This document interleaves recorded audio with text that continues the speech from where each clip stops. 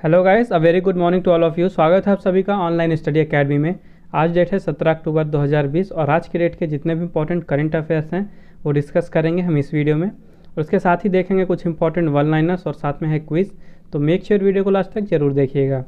तो आइए शुरू करते हैं।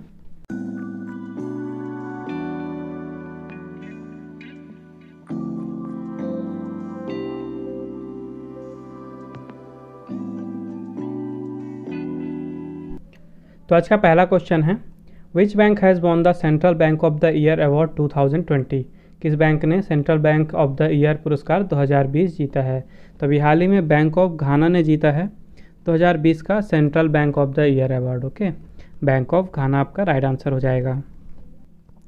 तो बैंक ऑफ घाना को दिया गया है central bank of the year award 2020। और इसके अलावा जो बैंक ऑफ इंग्लैंड है वहाँ के गवर्नर मार्क कार्नी, ओके, वहाँ के गवर्नर मार्क कार्नी को गवर्नर ऑफ द ईयर का अवार्ड दिया गया है।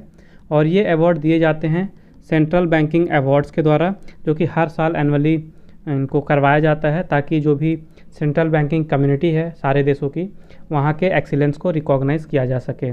तो इस साल ये इसका 7वां यानी 7वां संस्करण हुआ। और कोविड-19 के कारण जो इसकी सेरेमनी है ये टोटली वर्चुअली हुई थी। तो जो बैंक ऑफ घाना है यहाँ के गवर्नर हैं अर्नेस्ट क्वामीना येदू एडिसन।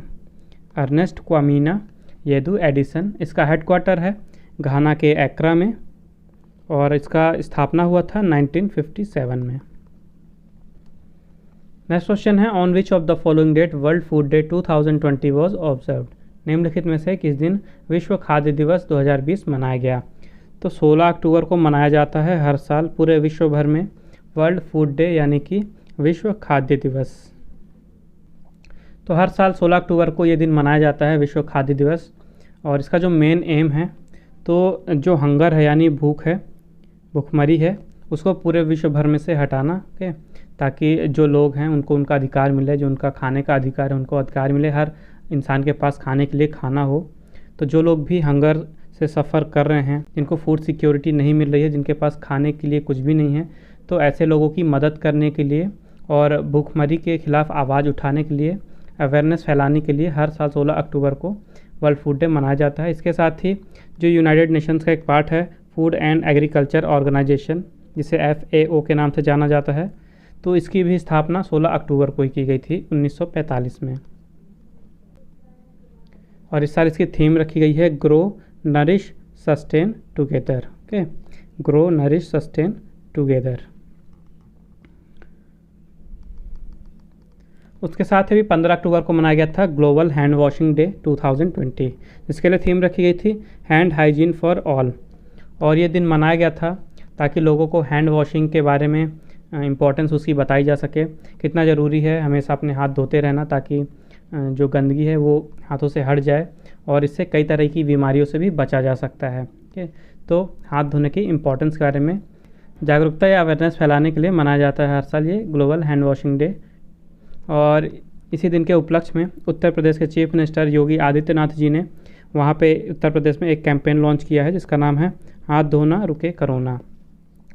तो अवेयरनेस फैलाने के लिए ये कैंपेन शुरू किया गया था उत्तर प्रदेश में ताकि वहाँ के लोगों को हाथ धोने के इम्पोर्टेंस के बारे में बताया जाए।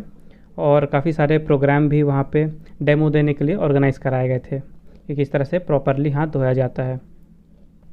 तो ये एक बार रिवीजन कर लेते हैं अक्टूबर में अभी तक जितने भी इंपॉर्टेंट डेज आए हैं उनका। तो सबसे पहले 1 अक्टूबर को मनाया गया वर्ल्ड पोस्ट कार्ड डे, जो कि इस साल पहली बार मनाया गया था। उसके बाद मनाया गया international day of older person, जिसके लिए थीम रखी गई थी pandemics do they change how we address age and ageing. उसके बाद 2 अक्टूबर को मनाया गया world day for farm animals और उसके साथ ही international day of non violence, जिसे भारत में गांधी जयंती के रूप में जाना जाता है। और इसके लिए थीम रखी गई थी शेपिंग पीस टुगेदर। उसके बाद 2 अक्टूबर से 8 अक्टूबर तक मनाया गया नेशनल वाइल्ड लाइफ वीक, जिसके लिए थीम रखी गई थी roar and revive exploring human animal relationships. उसके बाद 4 अक्टूबर को मनाया गया वर्ल्ड एनिमल डे। और 4 अक्टूबर से 10 अक्टूबर तक मनाया गया वर्ल्ड स्पेस वीक, जिसके लिए थीम रखी गई थी सैटेलाइट्स इम्प्रूव लाइफ। उसके बाद 5 अक्टूबर को मनाया गया वर्ल्ड टीचर्स डे, जिसके लिए थीम रखी गई थी टीचर्स लीडिंग इन क्राइसिस री इमेजिनिंग द फ्यूचर। उसके बाद 5 तारीख को ही मनाया गया वर्ल्ड हैबिटेट डे, जो कि अक्टूबर के पहले सोमवार को मनाया जाता है। और इसके लिए थीम रखी गई थी housing for all a better urban future. और इसके साथ ही गंगा रिवर डॉल्फिन डे उसके बाद 7 अक्टूबर को मनाया गया वर्ल्ड कॉटन डे। 8 अक्टूबर को मनाया गया इंडिया एयरफोर्स डे। उसके साथ ही वर्ल्ड साइट डे जो कि अक्टूबर के दूसरे गुरुवार को मनाया जाता है और इसके लिए थीम रखी गई होप इन साइट। उसके बाद 9 अक्टूबर को मनाया गया वर्ल्ड पोस्ट डे। उसके साथ ही वर्ल्ड एग डे। 9 अक्टूबर से 15 अक्टूबर तक मनाया गया फिर नेशनल पोस्टल वीक। उसके बाद 10 अक्टूबर को मनाया गया वर्ल्ड मेंटल हेल्थ डे जिसके लिए थीम रखी गई थी मेंटल हेल्थ फॉर ऑल। उसके साथ ही वर्ल्ड माइग्रेटरी बर्ड डे जिसके लिए थीम थी बर्ड्स कनेक्ट आवर वर्ल्ड। उसके बाद 11 अक्टूबर को मनाया गया international day of girl child जिसके लिए थीम थी my voice our equal future. 12 अक्टूबर को मनाया गया वर्ल्ड आर्थराइटिस डे। 13 अक्टूबर को मनाया गया international day for disaster reduction जिसके लिए थीम थी डिजास्टर रिस्क गवर्नेंस। उसके बाद 14 अक्टूबर को मनाया गया वर्ल्ड स्टैंडर्ड्स डे जिसके लिए थीम थी protecting the planet with standards. उसके बाद 15 अक्टूबर को मनाया गया वर्ल्ड स्टूडेंट्स डे जिसकी थीम थी learning for people prosperity and peace. उसके साथ ही मनाया गया international day of rural women जिसके लिए थीम थी building rural women's resilience in the wake of कोविड-19। उसके साथ ही मनाया गया ग्लोबल हैंड वॉशिंग डे जिसके लिए थीम थी हैंड हाइजीन फॉर ऑल। और अब 16 अक्टूबर को मनाया गया है वर्ल्ड फूड डे और इसके लिए थीम रखी गई है ग्रो नरिश सस्टेन टुगेदर। तो आई होप आपको वीडियो पसंद आ रही होगी। अगर आपको वीडियो यूज़फुल लग रही है तो प्लीज़ वीडियो को लाइक कीजिएगा, अपने दोस्तों के साथ शेयर कीजिएगा सारे प्लेटफॉर्म में ज़्यादा से ज़्यादा, और चैनल को सब्सक्राइब ज़रूर करें और बेल आइकन को भी ज़रूर दबाइएगा ताकि इंपॉर्टेंट नोटिफिकेशन आपको मिलती रहे। इसके साथ ही अगर आपको आज के वीडियो का रिवीजन के लिए PDF या MP3 फाइल चाहिए तो उसकी भी लिंक मैंने नीचे डिस्क्रिप्शन बॉक्स में दे दी है, आप वहाँ से फाइल डाउनलोड कर सकते हैं। तो आइए मूव करते हैं अब आगे के क्वेश्चंस की ओर। नेक्स्ट क्वेश्चन है who has released commemorative coin to mark food and agriculture organisation's 75th anniversary. खाद्य और कृषि संगठन की 75वीं वर्षगांठ के अवसर पर स्मारक सिक्का किसने जारी किया है। तो अभी मैंने आपको बताया ऊपर पिछले क्वेश्चन में कि 16 अक्टूबर को मनाया जाता है विश्व भर में वर्ल्ड फूड डे। और इसी दिन जो यूनाइटेड नेशंस का पार्ट है FAO यानी कि फूड एंड एग्रीकल्चर ऑर्गेनाइजेशन, इसकी स्थापना की गई थी 1945 में। तो अब 2020 में इस साल इसकी 75वीं वर्षगांठ है और इसी वर्षगांठ के उपलक्ष्य में प्रधानमंत्री नरेंद्र मोदी जी ने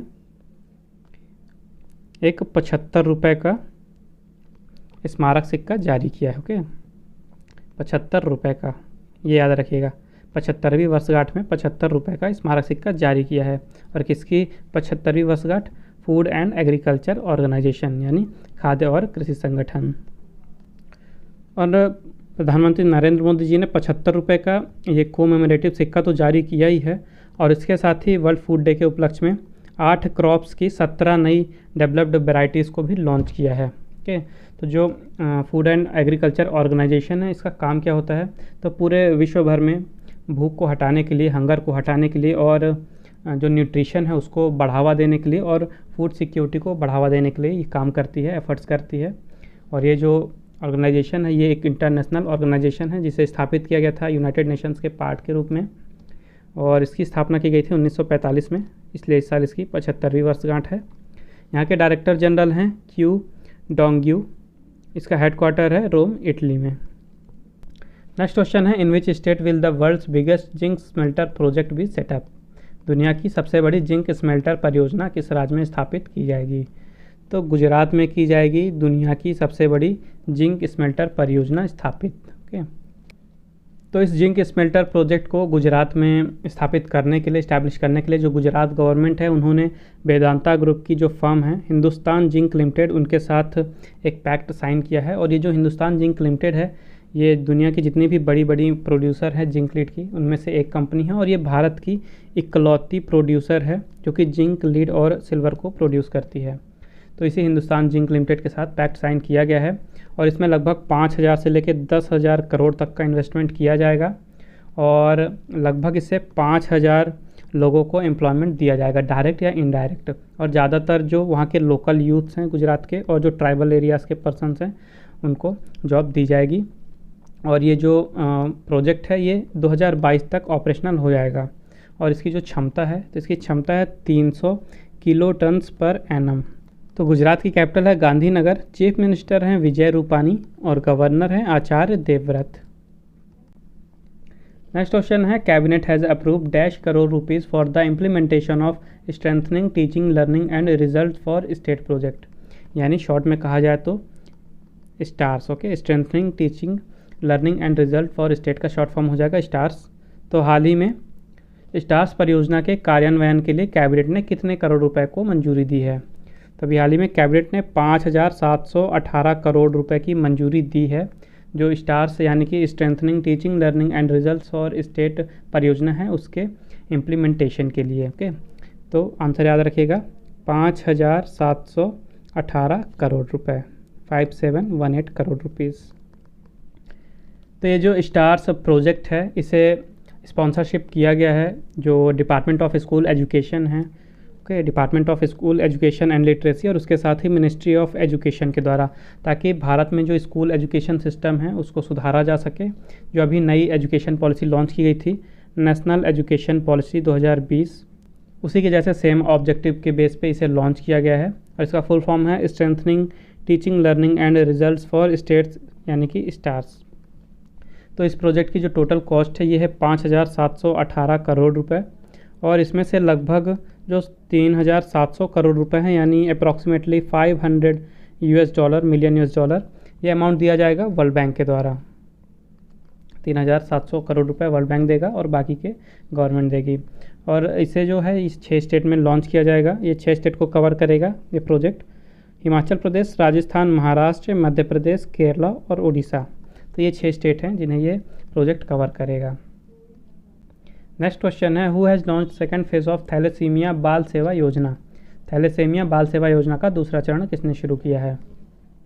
तो अभी हाल ही में हेल्थ एंड फैमिली वेलफेयर के यूनियन मिनिस्टर हर्षवर्धन जी ने लॉन्च किया है थैलेसीमिया बाल सेवा योजना का सेकंड फेज यानी दूसरा चरण।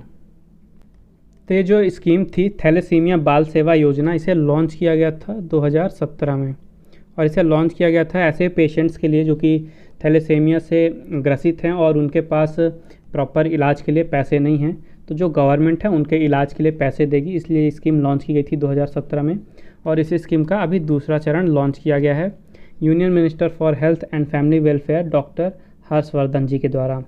तो थैलेसीमिया क्या होता है? तो ये एक तरह का ब्लड डिसऑर्डर होता है जिसके कारण जो ब्लड में हीमोग्लोबिन होता है जिसके कारण ब्लड बनता है तो वो उसमें काफ़ी कमी हो जाती है। तो जो रेड ब्लड सेल्स हैं जो कि मेनली ऑक्सीजन कैरी करने के लिए जिम्मेदार होती हैं ब्लड में, तो जो रेड ब्लड सेल्स होती हैं तो उनकी एबिलिटी काफ़ी कम हो जाती है थैलेसीमिया के कारण। तो इसके कारण एनीमिया भी हो सकता है जैसे खून की कमी। तो इस कारण से काफ़ी सारी प्रॉब्लम्स होती हैं।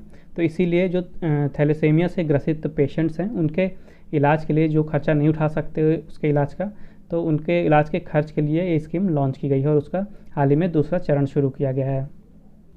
नेक्स्ट क्वेश्चन है who has been appointed as India's next permanent representative to UNESCO.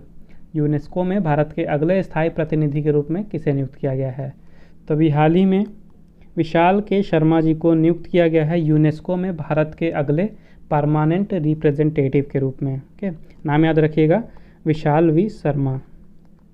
और ये रिप्लेस करेंगे जावेद अशरफ को, यानी इसके पहले जो भारत के परमानेंट रिप्रेजेंटेटिव थे यूनेस्को में वो थे जावेद अशरफ और अब इनकी जगह नई नियुक्ति हुई है विशाल वी शर्मा जी की। और जो यूनेस्को है इसका फुल फॉर्म है united nations education scientific and cultural organisation. इसकी स्थापना की गई थी 1945 में। इसका हेडक्वार्टर है फ्रांस पेरिस में और यहाँ के डायरेक्टर जनरल है प्रेजेंट में Audrey Azoulay. Okay, Audrey Azoulay. Next question है who has attended youth 20 summit recently held in Riyadh South Africa. हाल ही में सऊदी अरब के रियाद में आयोजित यूथ 20 समिट में किसने भाग लिया है? तो अभी हाल ही में भारत के स्पोर्ट और यूथ मिनिस्टर किरण रिजिजू जी ने पार्टिसिपेट किया है वहाँ पे जो सऊदी अरेबिया के रियाद में रिसेंट में हुई थी यूथ 20 समिट, उसको अटेंड किया है भारत के स्पोर्ट मिनिस्टर किरण रिजिजू जी ने। तो इस समिट के लिए थीम रखी गई थी government youth dialogue on post covid opportunities. Okay, government youth dialogue on post covid opportunities. और ये जो समिट है ये 3 दिन चला, 15, 16 और 17 अक्टूबर को ये ख़त्म होगा। और ये समिट रखी गई थी ताकि G20 के जितने भी मेंबर स्टेट हैं या कंट्रीज़ हैं तो वहाँ के यूथ लीडर आएँ और G20 का जो भी लीडर्स का एजेंडा है उसके बारे में डिस्कशन करें और डिबेट करें। और ये जो समिट है ये पूरी तरह से वर्चुअली ऑर्गेनाइज कराई गई थी। तो जो G20 है इसमें मेंबर्स कौन कौन से हैं, तो इसमें टोटल 19 कंट्रीज़ मेंबर हैं और 19 कंट्रीज़ के साथ ही यूरोपियन यूनियन, तो 19 प्लस 1 ये हो गया टोटल 20, इसीलिए इसे कहा जाता है ग्रुप ऑफ 20। तो कौन कौन सी कंट्रीज़ हैं एक बार देख लेते हैं। Argentina, Australia, Brazil, Canada, China, France, Germany, India, Indonesia, Italy, Japan, republic of Korea, Mexico, Russia, Saudi Arabia, South Africa, Turkey, United Kingdom, United States, ये हो गई 19 कंट्रीज़ और उसके साथ ही यूरोपियन यूनियन, टोटल हो गए 20। नेक्स्ट क्वेश्चन है, who has hosted 7th justice ministers meeting of Shanghai cooperation organisation state members. Shanghai सहयोग संगठन के राज्य सदस्यों की 7वीं न्याय मंत्रियों की बैठक की मेजबानी किसने की है। तो अभी हाल ही में जो संघाई कोऑपरेशन ऑर्गेनाइजेशन है वहाँ के स्टेट मेंबर्स की जस्टिस मिनिस्टर्स की मीटिंग हुई और इस साल ये 7th मीटिंग थी यानी 7वीं मीटिंग थी और इसे होस्ट किया है भारत के minister of law and justice Ravishankar Prasad ji ने। ओके, रविशंकर प्रसाद। तो जितने भी मेंबर स्टेट हैं तो हर मेंबर स्टेट के जो भी लॉ एंड जस्टिस मिनिस्टर हैं हर किसी ने अटेंड किया इस मीटिंग को। तो कौन कौन से मेंबर स्टेट है पहले ये देख लेते हैं। तो India, Kazakhstan, China, Kyrgyz Republic, Pakistan, Russian federation, Tajikistan and Uzbekistan. तो ये मेंबर स्टेट्स हैं SCO के और यहीं के इन सारे ही कंट्रीज़ के जो minister of law and justice हैं उन्होंने अटेंड किया, पार्टिसिपेट किया इस मीटिंग में। नेक्स्ट क्वेश्चन है, which university has bagged first rank for filing 336 patents in the intellectual property India report. किस विश्वविद्यालय को 336 पेटेंट दाखिल करने के लिए बौद्धिक संपदा भारत रिपोर्ट में प्रथम स्थान मिला है। तो अभी हाल ही में इंटेलेक्चुअल प्रॉपर्टी इंडिया रिपोर्ट जारी हुई है और उस रिपोर्ट में जो चंडीगढ़ यूनिवर्सिटी है उसको फर्स्ट प्राइज़ दिया गया है क्योंकि उन्होंने इस साल टोटल 336 पेटेंट्स दाखिल कराए हैं। तो ये जो इंटेलेक्चुअल प्रॉपर्टी इंडिया रिपोर्ट है ये एनुअली प्रकाशित होती है, रिलीज़ की जाती है भारत सरकार के द्वारा और इसी रिपोर्ट में चंडीगढ़ यूनिवर्सिटी ने टॉप किया है। चंडीगढ़ यूनिवर्सिटी ने इस साल टोटल 336 पेटेंट्स को वहाँ पे फिल किया है, दाखिल कराया है। उसके अलावा बात करें तो दूसरे नंबर पर रही है TCS यानी कि टाटा कंसल्टेंसी सर्विसेज, जिन्होंने 239 यानी कि 239 पेटेंट्स एप्लीकेशन को फिल किया है। उसके अलावा तीसरे नंबर पर रहा है CSIR यानी council of scientific and industrial research, जिन्होंने 202 पेटेंट्स के लिए एप्लीकेशन भरा है, 202 पेटेंट्स को दाखिल कराया है। और अगर स्टेट वाइज बात करें तो टॉप 10 में पंजाब सबसे ऊपर रहा रैंकिंग में। ओके, फर्स्ट नंबर पे रहा पंजाब रिसर्च एंड इनोवेशन के फील्ड में, दूसरे पे रहा हरियाणा और तीसरे पे रहा हिमाचल प्रदेश। तो ये मूव करते हैं आज के इंपॉर्टेंट वन लाइनर्स की तरफ। सबसे पहले है, first Indian to win Oscar award Bhanu Athaiya passed away recently. तो ऑस्कर पुरस्कार जीतने वाली पहली भारतीय भानु अथैया का हाल ही में निधन हो गया और इन्हें ऑस्कर दिया गया था 1982 में। एक फिल्म आई थी गांधी। ओके, इस गांधी फिल्म में बेस्ट कॉस्ट्यूम डिज़ाइनर के लिए इन्हें दिया गया था 1982 में ऑस्कर पुरस्कार और ये भारत की ओर से ऑस्कर जीतने वाली पहली भारतीय थी। इनका नाम था भानु अथैया और हाल ही में इनका निधन हो गया। तो इसलिए ये क्वेश्चन काफ़ी इंपॉर्टेंट हो जाता है क्योंकि ये फर्स्ट इंडियन थी जिन्होंने ऑस्कर जीता था। नेक्स्ट है, किर्गिस्तान प्रेसिडेंट सूरोनबाई जीनबेकोव रिज़ाइन। तो हाल ही में किर्गिस्तान के राष्ट्रपति सूरोनबाई जेनेबकोव ने इस्तीफ़ा दे दिया है। नेक्स्ट है, India provides $1 million to united nation relief and works agency for फ़लस्तीन रिफ्यूजीज़। तो हाल ही में भारत ने संयुक्त राष्ट्र राहत और निर्माण एजेंसी को फ़िलिस्तीन शरणार्थियों के लिए $1 मिलियन दिया है। नेक्स्ट है, फ़ोन पे in association with Bajaj Allianz general insurance launched car and bike insurance products on it's platform. तो हाल ही में आपने फ़ोन पे सुना होगा जो पेमेंट के लिए यूज़ किया जाता है ऐप, तो उन्होंने बजाज एलियांज जनरल इंश्योरेंस के साथ पार्टनरशिप करके अपने प्लेटफॉर्म पे कार और बाइक इंश्योरेंस के लिए प्रोडक्ट्स लॉन्च किए हैं। नेक्स्ट है, Pradeep Gorha author the book mister prime minister we shrank the dragon. तो हाल ही में प्रदीप गोरहा ने mister prime minister we shrank the dragon नामक पुस्तक लिखी है। लास्ट है, Arvind Kejriwal launched red light on gaadi off campaign to reduce air pollution. तो अभी हाल ही में दिल्ली के मुख्यमंत्री अरविंद केजरीवाल जी ने दिल्ली में वायु प्रदूषण को कंट्रोल करने के लिए कम करने के लिए वहाँ पे एक अभियान शुरू किया है जिसका नाम दिया गया है red light on gaadi of. तो अब समय है आज के क्विज़ का। आज के क्विज़ का क्वेश्चन है who has been awarded Nobel peace prize 2020 का नोबेल शांति पुरस्कार किसे दिया गया है। तो मेक श्योर इस क्वेश्चन का आंसर जरूर दें कमेंट बॉक्स में। आइए देख लेते हैं कल का क्वेश्चन। कल मैंने आपसे पूछा था according to world bank what will be the contraction rate in India GDP in physical year 21। विश्व बैंक के अनुसार वित्तीय वर्ष 21 में भारत की जीडीपी में संकुचन दर क्या होगी। तभी हाल ही में वर्ल्ड बैंक ने अपना एस्टिमेशन दिया है भारत के सकल घरेलू उत्पाद यानी जीडीपी को लेके फिजिकल ईयर 21 के लिए, और इनके एस्टिमेशन के अनुसार भारत की जीडीपी में इस साल 9.6% की गिरावट आएगी। ठीक है, तो आज का सेशन यहीं समाप्त होता है। आई होप आपको ये वीडियो हेल्पफुल लगी होगी। अगर आपको वीडियो अच्छी और हेल्पफुल लगी है तो मेक श्योर वीडियो को लाइक कीजिए, शेयर कीजिए और चैनल को सब्सक्राइब कीजिए।